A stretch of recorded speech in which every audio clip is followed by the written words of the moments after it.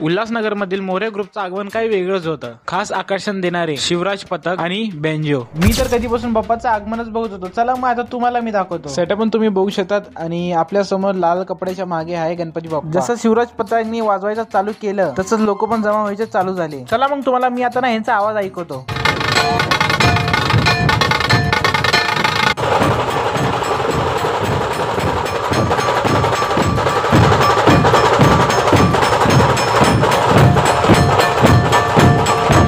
शिवराज पथकनी तो वाजवायचं चालू केलं. तर मी तुम्हाला AB बॉयजचं दाखवतो. हा भाऊ नाचत नाचत दुसऱ्याला सुद्धा पण नाचवतोय.